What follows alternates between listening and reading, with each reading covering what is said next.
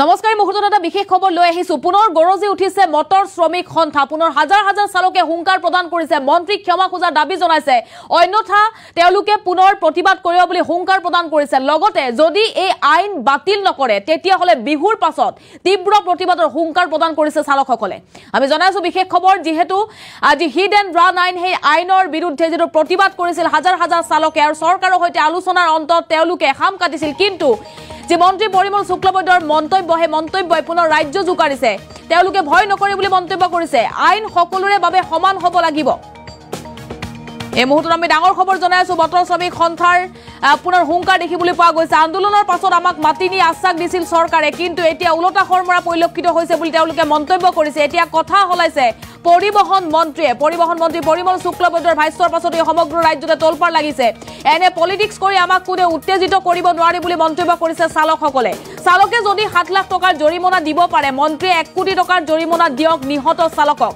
Hit and run আইন বাতিল নহলে বিহুৰ পাছত তীব্ৰ প্ৰতিবাদৰ হুংকাৰ প্ৰদান কৰিছে হাজাৰ হাজাৰ চালকে আৰু হাজাৰ হাজাৰ চালকে হুংকাৰ প্ৰদান কৰিছে মন্ত্ৰী পৰিমল শুক্লবৈদ্যৰ মন্তব্যক লৈ যেহেতু ক্ষুভিত হৈ পৰিছে চালকসকল মন্ত্ৰী পৰিমল শুক্লবৈদ্যৰ কথাৰ কোনো মূল্য নাই বুলি মন্তব্য কৰিছে ৰূপম দত্তই কালি দিনটোত মন্তব্য কৰিছিল পৰিবহন মন্ত্ৰীয়ে নিজেই নাজানে তেওঁ কি কৈ আছে বুলি মন্তব্য কৰিছিল মন্ত্ৰীগৰাকী আমাক উত্তেজিত কৰিবৰ বাবে এনে মন্তব্য কৰিছে বুলি মন্তব্য কৰিছিল কিন্তু এনে পলিটিক্স কৰি আমাক উত্তেজিত কৰিব নোৱাৰে বুলি তেওঁলোকে মন্তব্য কৰিছে আমি আন্দোলন কৰিছো আইনৰ বিৰুদ্ধে আন্দোলনৰ পাছত আমাক মাতি নি তেওঁলোকে বিভিন্ন আশ্বাস দিলে কিন্তু এতিয়া উলটা খৰ মাৰিছে খুদ পৰিবহন মন্ত্ৰীয়ে বুলি মন্তব্য কৰিছে আমি চালক সন্থাই মিলি 3151 জন মানুহৰ প্ৰাণ আমি ঘূৰাই দিম বুলি কালিৰ দিনটোত মন্তব্য কৰিছিল প্ৰথমে আপোনালোকে যেহেতু ইতিমধ্যে আমি আপোনালোকক জনাইছো যেহেতু ৰাজ্যজুৰি যি পৰিবহন মন্ত্ৰী পৰিমল শুক্লবৈদ্যৰ মন্তব্য সেই মন্তব্যৰ পাছতে ৰাজ্যজুৰি পুনৰবাৰ গৰজি উঠা পৰিলক্ষিত হৈছে চালকসকল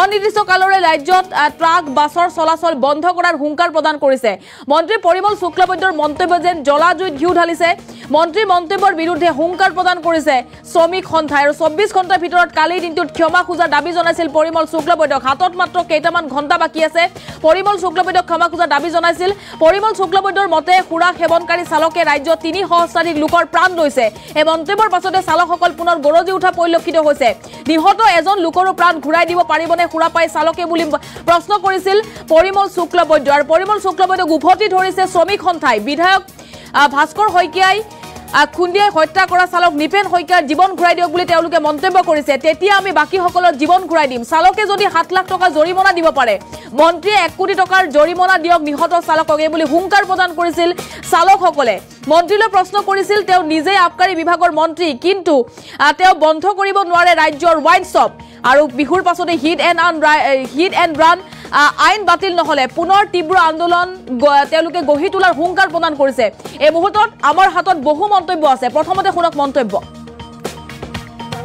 শাস্তি দিব লাগিব এই আইন আমি কাৰ্যকৰী কৰিম যিকোনো প্ৰকাৰে আইন কাৰ্যকৰী কৰিম শুক্লবৈদ্য ডাঙৰ লক্ষ্য ৰাখি এটা আমাৰ কোনো দখলীয় কাম হোৱা নাছিল আমি গুচি আহিলো কালিৰ পৰা দেখিলো এটা উল্টা খৰ মাৰিছে কালি কি কৰিলে সেইপিনে ৰাজস্থানৰ জয়পুৰত গোটেই ভাৰতবৰ্ষৰ IGP DGP বিলাকক মাতি লৈ গৈ কনফাৰেন্স পাতিলে আৰু সেই কনফাৰেন্সত অমিত শ্বাহ ডাঙৰীয়াই ক'লে গৃহমন্ত্ৰী যে এইখন কাৰ্যকৰী কৰিব লাগে ট্ৰেইনিং দিয়া হ'ব একদম কঠোৰভাৱে কাৰ্যকৰী কৰিব লাগে আৰু তেওঁৰ কথা শুনি আমাৰ অসমৰ পৰিবহন মন্ত্ৰী শুক্লবৈদ্য ডাঙৰীয়াই তেওঁতো আৰু অলপ ওপৰত গৈ কালি সংবাদ মেলপাতি ক'লে যে ড্ৰাইভাৰবিলাকেই দোষী এই ড্ৰাইভাৰবিলাকক শাস্তি দিব লাগিব এই আইন আমি কাৰ্যকৰী কৰিম যিকোনো প্ৰকাৰে আইন কাৰ্যকৰী কৰিম শুক্লবৈদ্য ডাঙৰীয়াই কালি গোটেই দিশত কৈ আছে আৰু অসমৰ চালকসকলক উত্তেজিত কৰি আছে আৰু কৈছে যে যদি আইন কাৰ্যকৰী কৰিব নালাগে এই যে যোৱা বছৰত এই যে 16 চনত কিমান মানুহ মৰিল এক্সিডেণ্টত এইবিলাকৰ জীৱন ঘূৰাই দিয়ক মটৰ শ্ৰমিক ইউনিয়নবিলাকে যদি পাৰে নহ'লে পৰিয়ালৰ দায়িত্ব গ্ৰহণ কৰক এনেকুৱা ধৰণৰ উদ্ভট কথা ক'লে কোনো ড্ৰাইভাৰ হেণ্ডিমেনে মালিকে ৰাস্তা বনোৱা নাই আমি বনাইছোঁ চৰকাৰে অথচ তেওঁ জানা উচিত যে ৰড কেইটা ড্ৰাইভাৰে লৈ আহে ইটা কেইটা ড্ৰাইভাৰে লৈ আহে কঢ়িয়াই শিল কেইটা বালি কেইটা চিমেণ্টখিনি চব ড্ৰাইভাৰে লৈ আহে তেওঁ নাজানে নেকি এই কথা সাধাৰণ কথা এটা কানা খৰা মানুহেও জানে তেওঁ নাজানে মালিক আৰু ড্ৰাইভাৰে বোলে একো নাবনায় চব তেওঁলোকে বনায় কোনমন মন্ত্ৰীৰ বা দাদা ভাটিজা খুৰালে এইবিলাক বনাই আমি নাজানো যি হওক এই কথা ক'লে অসমত ড্ৰাইভাৰসকল উত্তেজিত হৈছে এই কথা শুনি তাৰপিছত আমাকে বোলে জীৱন ঘূৰাই দিয়ক যদি আপোনালোকে পাৰে। কোন ইজন আছে ইজনে জীৱন ঘূৰাই দিয়ক। আমি জীৱন ঘূৰাই দিব পাৰোঁ নোৱাৰোঁ এইটো বেলেগ কথা। আমি মাননীয় শুক্লবৈদ্য ডাঙৰীয়াৰ ওচৰত এটা অনুৰোধ কৰোঁ, আপোনাৰ দলৰ এজন MLA ভাস্কৰ শৰ্মাই যে যোৱা বছৰ গোলাঘাটৰ ওচৰত বোকাখাটত তেওঁৰ অতি উন্নত গাড়ী লৈ গৈ নাইট শ্ব'ৰ ড্ৰাইভাৰ এটাক মাৰি থৈ পলাই গুচি গ'ল, আৰু সেই ড্ৰাইভাৰজনক আজিও ক্ষতিপূৰণ দিয়া নহ'ল। সেই ড্ৰাইভাৰজনৰ ওচৰত একজন MLA MP DC খবৰ ল'বলৈ নগ'ল। আমি দাবী কৰাৰ পিছত একো দিয়া নাই। আমি অনুৰোধ জনাইছোঁ, খাটৰ অনুৰোধ, আপুনি সেই ড্ৰাইভাৰজনক জীয়াই দিয়ক। আমিও যত্ন কৰিম। অসমৰ কাক আমি নিজে মাৰিছোঁ, আমাৰ চালকে কাক মাৰিছে জীয়াই দিব পাৰিবনে? চব ড্ৰাইভাৰে মদ খাই গাড়ী চলায়। আমি কেতিয়াও এই কথা একেবাৰে অস্বীকাৰ কৰা নাই। কিছু সংখ্যক ড্ৰাইভাৰে মদ খাই চলায়, কিছু দোষ আছে, আমি অস্বীকাৰ নকৰোঁ। সেইবিলাকক লাইনলৈ অনাটো আমাৰো দায়িত্ব, আৰু আমিও ভাবোঁ তেনেকুৱা ড্ৰাইভাৰক শাস্তি দিয়া উচিত। কিন্তু সকলোতো একে নহয়। অন্য এটা যদি ক'ব যাওঁ, ৰেলত যোৱা বছৰ যে 3খন ৰেল এক্সিডেণ্ট হৈছে, মানুহ মৰিল, তেওঁলোকক ঘূৰাই দিব পাৰিবনে চৰকাৰে তেওঁলোকৰ জীৱন? সেই ৰেলৰ ড্ৰাইভাৰজনে মদ খাই চলাইছিল নে? কাৰ ভুলত হ'ল? ফ্লাইট যে এক্সিডেণ্ট হয়, কেইজন ফ্লাইটৰ ড্ৰাইভাৰে মদ খাই গাড়ী চলায়, মদ খাই ফ্লাইট চলায়, তেওঁলোকক দিব পাৰিবনে? তেওঁ কি পাহৰি যোৱা উচিত নহয়? শুক্লবৈদ্য ডাঙৰীয়া, আপুনি আপোনাৰ মন্ত্ৰী, আপোনাৰ বিভাগৰ মন্ত্ৰী যেতিয়া সেই বঙাইগাঁৱৰ মাননীয় ফণীভূষণ ডাঙৰীয়া খাদ্যমন্ত্ৰী আছিল, তেওঁ গুৱাহাটীৰ পৰা আহি থাকোঁতে ৰঙিয়া উদিয়ানাত সেই ডিভাইডাৰৰ পৰা গৰু তেওঁৰ আগত পৰি গাড়ীখন এক্সিডেণ্ট হৈছিল, আৰু ফণীভূষণ ডাঙৰীয়াও জখম হৈছিল, গাড়ীখনৰ ক্ষতি হৈছিল। তাত ড্ৰাইভাৰৰ কি দোষ আছিল? কণ্ট্ৰল কৰক, যদি আপোনালোকে ভাবে কণ্ট্ৰল কৰক। গোটেই অসমত গৰু, ছাগলী, কুকুৰ, জন্তু জানোৱাৰ কণ্ট্ৰল কৰক। জন্তু জানোৱাৰক ৰক্ষা কৰিব গৈ কিমান ড্ৰাইভাৰৰ জীৱন গৈছে, কিমান এক্সিডেণ্ট হৈছে, সেই সংখ্যা আপোনাৰ ওচৰত আছেনে? আপুনি ক'ব পাৰিবনে? নোৱাৰে। আপুনি উন্নত দেশৰ নিচিনা ইয়াত আইন কৰিব খুজিছে। যাওক উন্নত দেশত, ইউৰোপিয়ান কাণ্ট্ৰিত যাওক। এটা ৰাষ্ট্ৰত যদি গৰু, ছাগলী, ঘোঁৰা, জন্তু জানোৱাৰ যদি থাকে, এটা কুকুৰ নাথাকে তাত, গতিকে তাত এক্সিডেণ্টৰ সংখ্যা কম। আৰু দীঘলীয়া কৰিব খোজা নাই। কিমান কয় আপোনাক এটাই অনুৰোধ কৰিব খুজিছোঁ, আপোনালোকে ভাবিছে আমি আন্দোলন সেইদিনাখন উঠাই লৈছোঁ, ভাৰতবৰ্ষৰ ট্ৰাক চালকসকলে আন্দোলন উঠাই লৈছে। এইটো মটৰ চালকৰ দুৰ্বলতা নহয়। ভাবিছে নেকি এওঁলোকে পিছুৱাই গৈছে, বেক কৰিছে?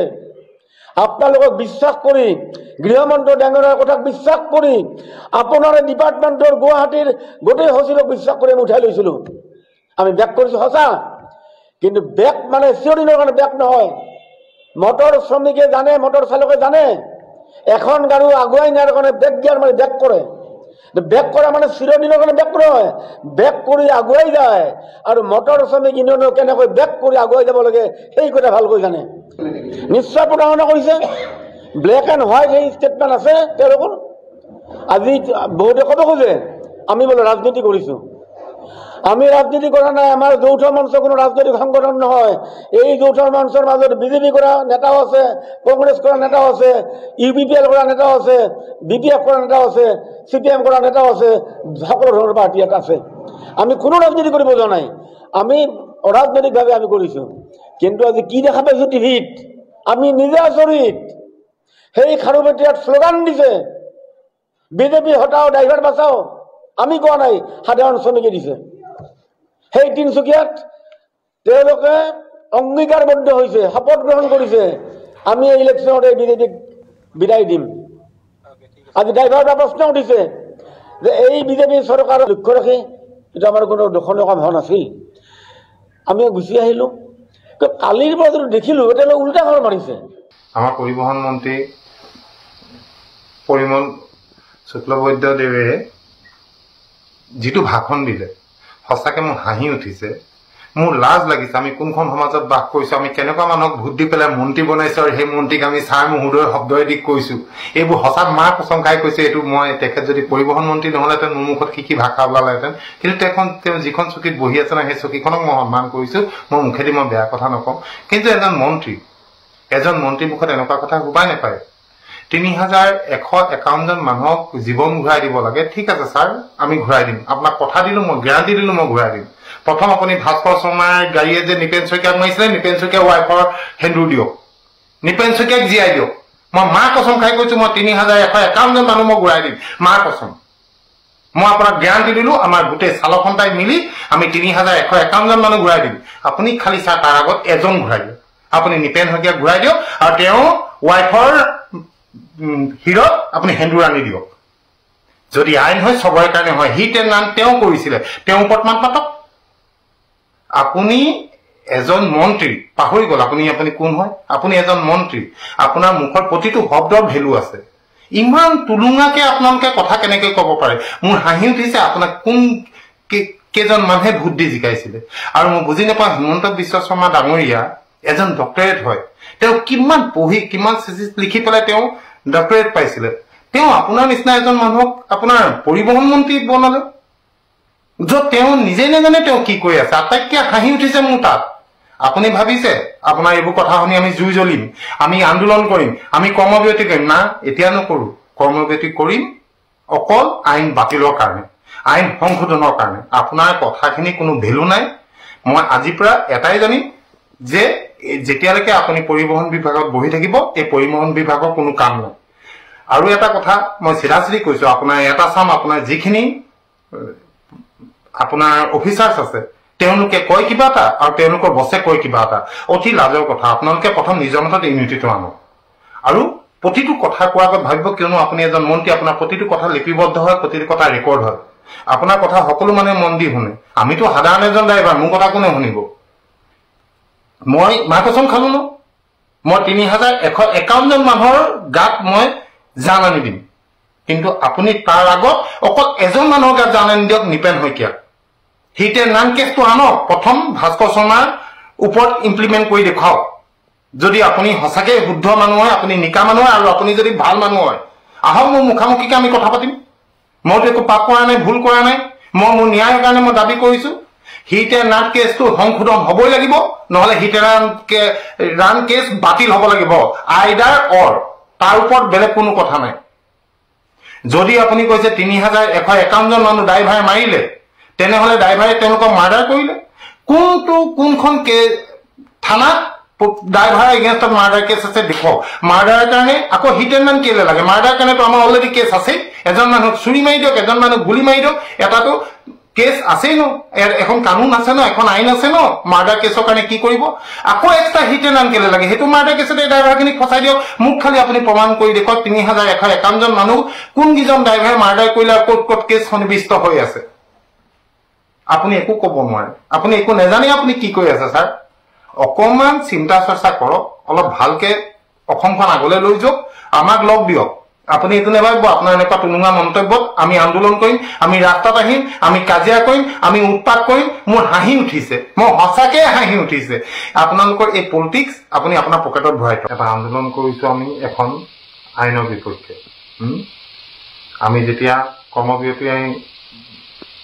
আমি এটা কৰ্মবিৰতি ব্যৱস্থা কৰিলো আমি বিদ্ৰোহ এটা কৰিলো তেতিয়া গভৰ্ণমেণ্টৰ ফালৰ পৰা কেইবাজনো ডাঙৰ ডাঙৰ অফিচাৰ যিসকলক চবেই চিনি পায় তেওঁলোকৰ হতুৱাই আমাক মতুৱাই লৈ গ'ল নি আমাক আশ্বাস দিলে এইটো হ'ব সেইটো হ'ব এইটো কৰিম সেইটো কৰিম আমি তেওঁলোকক সন্মান কৰিলো আমি চৰকাৰ লগ দিলো আমি চৰকাৰক কথা দিলো যে ঠিক আছে আমি আপোনালোকে যদি আপোনাক এনেকৈ কৈছে তাৰমানে আমিও 24 ঘণ্টা কমাই ল'ম ঠিক যেনেকৈ আমি কথা দিছোঁ তেনেকৈ কথা ৰাখিছোঁ শান্তিপূৰ্ণভাৱে আমাৰ কৰ্মবিৰতি অনুষ্ঠান আমি সামৰি দিলোঁ স্থগিত ৰাখি দিলোঁ তেওঁলোকৰ কথা মই তেওঁলোকে যিহেতু আমাক কৈছিলে আমাক সহায় কৰিব তাত কোন কোন আছিলে সকলোৱে জানে মই নামখিনি আকৌ কোৱাৰ মই প্ৰয়োজনীয়তা অনুভৱ নকৰোঁ আৰু আপোনালোকে ৰূপম দত্তৰ মন্তব্য শুনিলে মন্ত্ৰী পৰিমল শুক্লবৈদ্যৰ মন্তব্যৰ পাছতে ক্ষুভিত হৈ পৰিছে ৰূপম দত্ত মন্ত্ৰী পৰিমল শুক্লবৈদ্যৰ কথাৰ কোনো মূল্য নাই বুলি তেওঁ মন্তব্য কৰিছে পৰিবহন মন্ত্ৰীয়ে নিজেই নাজানে তেওঁ কি কৈ আছে বুলি মন্তব্য কৰিছে আৰু মন্ত্ৰীগৰাকী আমাক উত্তেজিত কৰিবৰ বাবে এনে মন্তব্য কৰিছে বুলি মন্তব্য কৰিছে ৰূপম দত্তই কিন্তু এনে পলিটিক্স কৰি আমাক তেওঁ উত্তেজিত কৰিব নোৱাৰে বুলি মন্তব্য কৰিছে ৰূপম দত্তই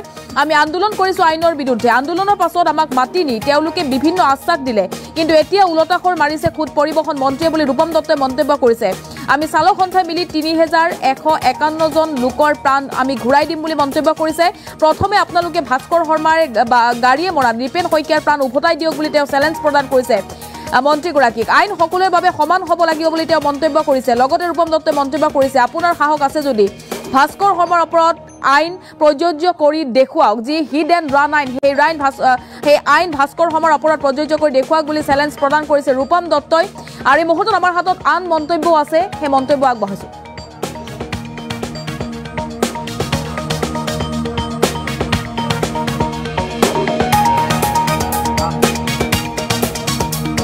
অফিচাৰসকলক IAS অফিচাৰ আছে, IPS অফিচাৰ আছে, এই সকলৰ কথা শুনি আমি 24 ঘণ্টা হ্ৰাস কৰিলোঁ। 48 ঘণ্টা আছিলে, আমি 24 ঘণ্টা কমাই দিলোঁ আমাৰ এই কৰ্মবিৰতি দি পেলাই আমি সাময়িকভাৱে স্থগিত ৰাখিলোঁ। এই সাময়িকভাৱে স্থগিত ৰখাৰ সুযোগ লৈ পেলাই তেওঁলোকে পিছদিনাখনেই কেন্দ্ৰত অমিত শ্বাহ আৰু ৰাজ্যত পৰিমল শুক্লবৈদ্যই এই ধৰণে ক'লে যে এগ্ৰেছিভলি তেওঁলোকে বক্তব্য ৰাখিছে যে এই আইন যিহেতু পাৰ্লিয়ামেণ্টত পাছ হৈছে, গতিকে আমি লাগু কৰিমেই। গতিকে এই কথা শুনি পেলাই যোৱাকালি গোটেই দিন ৰাতি আমি দেখিছোঁ যে ছ'চিয়েল মিডিয়াত সাংঘাতিক ধৰণে এটা উত্তেজনাৰ সৃষ্টি হৈছে। ড্ৰাইভাৰবিলাকে সাংঘাতিক ধৰণে উত্তেজিত হৈছে আৰু কিছুমান ৱেল উইচাৰ ড্ৰাইভাৰৰ তেওঁলোকেও এই ধৰণে উত্তেজনা আনিছে। গতিকে আমি আপোনালোকৰ জৰিয়তে আজি আমি কি ক'ব বিচাৰিছোঁ, 1 নম্বৰ হৈছে অসম চৰকাৰৰ পৰিবহণ বিভাগেই হওক বা গৃহ বিভাগেই হওক, তেওঁলোকে অসমৰ মন্ত্ৰীৰ লগত তেওঁলোকৰ যোগাযোগ আছে নাই, 1 নম্বৰ। 2 নম্বৰ হৈছে যে মন্ত্ৰীসকলে অসমৰ IAS অফিচাৰ বা IPS অফিচাৰক উচিত সন্মান দিয়ে নে নিদিয়ে, এই প্ৰশ্ন আমাৰ মনলৈ জাগিছে। আৰু আমি আপোনালোকৰ জৰিয়তে অসমৰ ৰাইজলৈ আৰু অসমৰ সমূহ ড্ৰাইভাৰ আৰু ক্ষুদ্ৰ মালিকসকলক জনাব বিচাৰোঁ যে কেতিয়াও এই যৌথ মঞ্চই, মটৰ শ্ৰমিক সংগঠনসমূহৰ যৌথ মঞ্চই আপোচ নকৰে। আৰু পুনৰ প্ৰয়োজন হ'লে এই বিহুৰ পিছত, আমি যিহেতু আগতীয়াকৈ এই বিধান দি থৈছিলোঁ, পুনৰ বিহুৰ পিছত এটা প্ৰতিনিধিত্বমূলক মিটিং মাতি আমি ধাৰাবাহিক আন্দোলনৰ কাৰণে এটা প্ৰস্তুতি ল'ম। আৰু আজি আমি ঘোষণা কৰিলোঁ, কিয় ঘোষণা আজি কৰিব লগা হ'ল যে যিহেতু মন্ত্ৰীসকল উত্তেজিত হৈছে, মন্ত্ৰীসকল শ্ৰমিক বিৰোধী ভূমিকা পালন কৰি আছে, গতিকে এই শ্ৰমিক বিৰোধী ভূমিকা আমি কেতিয়াও সহ্য কৰিব নোৱাৰোঁ। ইয়াত সংহিতাই কৰক, ইংৰাজীত কোৰ্ট কওক বা সংহিতাই কৰক, আমি ইয়াত কোনো ধৰণে মানাৰ প্ৰশ্ন নুঠে। আমি বিহুৰ পিছত ধাৰাবাহিক আন্দোলন কৰিম, আমি ইয়াৰ আগতে আমি মিটিং কৰিম, আমি এই আশ্বাস আমি দিলোঁ। গতিকে আমি অসমৰ মটৰ শ্ৰমিক সংগঠন আৰু ড্ৰাইভাৰসকলক আমি অনুৰোধ জনাওঁ যাতে তেওঁলোকে অন্তত বিহুলৈকে এই মানুহখিনি, অসমৰ মানুহখিনি যাতে সমস্যা নহয়, বিহুৰ যিটো উৎসৱ বা তেওঁলোকে যাতে ভাল ধৰণে পালন কৰিব পাৰে, তাৰ মাজত আমি কোনো ধৰণৰ আৰু বন্ধ চন্ধ আমি দিয়াৰ কথা ভবা নাই। আমি বিহুৰ পিছত এই আন্দোলন আমি ধাৰাবাহিকতা আমি ৰক্ষা কৰিম। এইখিনি হৈছে মূল কথা। আমাৰ মাজত আৰু কেইবাজনো নেতা আছে, ৰবীন্দ্ৰ দত্ত আছে, ৰেজাক আহমেদ যিখিনি উচ্চপদস্থ বিষয়া আৰু পৰিবহণ মন্ত্ৰীৰ মাজত তেওঁলোকৰ অলপমান যিটো গেপিং এটা, তেওঁলোকৰ যিখিনি তেওঁলোকৰ মাজত থাকিব লাগিছিল সেইখিনি আমি দেখা নাই। তেওঁলোকৰ মাজত এটা ডাঙৰ এটা গেপিং আছে যে তেওঁলোকে মন্ত্ৰীয়ে যিটো কৈছে, বিষয়াসকলে যিটো কৈছে সেইখিনিৰ মাজত পাৰ্থক্য দেখা পাইছোঁ। গতিকে আমাৰ এই মন্ত্ৰীৰ বাতৰিটো বা মন্ত্ৰীৰ যিটো মন্তব্য, এইটো ছ'চিয়েল মিডিয়াত আহি যোৱাৰ লগে লগে আমাৰ নেতৃবৃন্দ অতিকৈ মৰ্মাহত হৈছোঁ। আমাৰ যিটো যিখিনি শ্ৰমিক, সাধাৰণ চালক বা ক্ষুদ্ৰ মটৰ মালিকসকল পুনৰ উত্তেজিত হৈ আহিছে। কিন্তু আমি আপোনালোকৰ মাধ্যমৰ জৰিয়তে জনাইছোঁ যে আমি আমাৰ সাধাৰণ শ্ৰমিক চালক বা ক্ষুদ্ৰ মালিকসকলক আমি যেনেকৈ পাৰোঁ আমি তেওঁলোকক কৈছোঁ আপোনালোকে উত্তেজিত হ'ব নালাগে। নেতৃত্বই নিশ্চয় এনেকৈ এটা পদক্ষেপ ল'ব যে আমাৰ তৃতীয় পৰ্যায়ৰ যিটো আমাৰ কাৰ্যসূচী আমি স্থগিতহে ৰাখিছিলোঁ। আপোনালোকে জানে, মাইনোটছত আমাৰ লিখা আছে যে আমাৰ কাৰ্যসূচীত স্থগিত হৈছে সাময়িকভাৱে, টেম্পৰাৰীলি এইটো হোল্ড কৰা হৈছে। গতিকে আমি কাৰ্যসূচী প্ৰত্যাহাৰ কৰা নাই, আন্দোলন আমাৰ প্ৰত্যাহাৰ হোৱা নাই। গতিকে চৰকাৰে যদি আমাৰ শ্ৰমিকসকলক, চালকসকলক গুৰুত্ব নিদি এই আইন বলপূৰ্বকভাৱে আমাৰ ওপৰত জাপি দিব বিচাৰে, তেতিয়াহ'লে কিন্তু চালক সমাজ আকৌ জাগ্ৰত হ'ব। অফিচাৰ